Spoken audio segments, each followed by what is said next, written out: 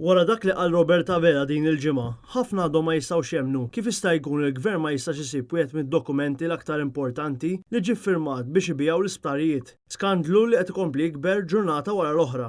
L-istqarrija tal-Prim Ministru li l-Memorandum of Understanding ma jistax jinstab wasslet dwar li aktar kmieni din il-ġimgħa fuq talba tal-UHM Voice of the Workers. L-Awditur Ġenerali ħareġ rapport qiebes immens li kkundana l-mod kif sar dan id-deal forma ta' konfoffa bejn Vitals u l-Gvern Laburista li ġie jiswa lill-pajjiż miljuni kbar. F'din ix-xibka infinita ta' intricci hemm Joseph Muscat u Konrad Mizzi li minn wara dar il-poplu ftehmu ma' nies li ma kellhom l-ebda kredenzjali fil-qasam mediku biex bijaw 3 sptarijiet, dak ta' San Luqa, Karen Grek u l-Isptar Ġenerali ta' Għawdex, l-unika sptar ta' Gżira u Ċija.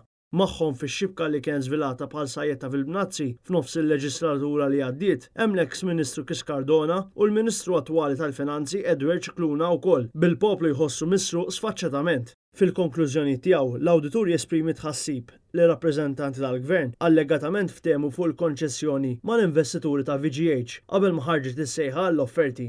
Il-koinċidenza bejn dan il-ftehim u l-konċessjoni kienet ċara u ħolqot dubju tħassib kbir rigward l-integrità tal-konċessjoni eventwali. Bl-Awditur jisħaq li fuq dan kollu hemm bażi biżżejjed ta' skwalifika ta' VGH mis-sejħa l-proposti. Hawn wieħed irid ifakkar kif l-ewwel ta' Ġunju tal-2016 Joseph Muscat ma ċaħadx li Konrad Mizzi iltaqa' ma' Vitals saħansitra qabel mal-Gvern ħareġ l-offerta tal-isptarijiet. Din l-azzjoni kollużiva tagħmel il-proċess kollu dubjuż, irrispettivament minn jekk dan il-proċess kienx konformi ma' rekwiżiti proċedurali u regolatorji. Bl-NAO tgħid li due diligence tal-Gvern fuq VGH ma kienx adekwat. L-uniċi records dwar ram tumuluri li ma kellu l-ebda esperjenza fis-settur tas-Sahha kienet il-kumpanija Kanadiża Care li kienet ġiċċolta għax kisset il-liġi bil-konċessjoni tingħata sena wara s-sentenza tal-qorti fil-British Columbia.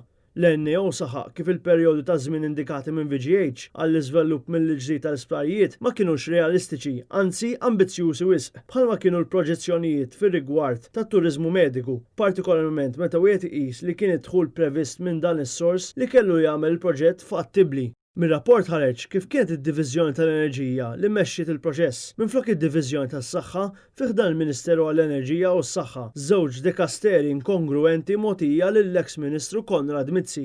Hawn il-Ministeru tal-Finanzi ma kienx ikkonsultat fuq ir-rivużjoni mill-konċessjoni u lanqas intalbet l-awtorizzazzjoni tal-Kabinett qabel il-ħruġ tas-sejħa. B'hekk ħadd ma assuma responsabilità għad-deċiżjoni u ma saret l-ebda analiżi indipendenti. Ir-riżultat ta' dan kollu huwa wieħed evidenti, Vitals tfalli li tonora mill-obbligi tagħha iżda l-poplu Malti għadu jħallas €250,000 kuljum għal dan il-ftehim. Kien għalhekk il-kap tal-Partit Nazzjonalista Idrin Delija fetaħ kawża kostituzzjonali biex kun investigat dan id-deal skandaluż u l-isptarijiet jingħataw lura lill-poplu Malti.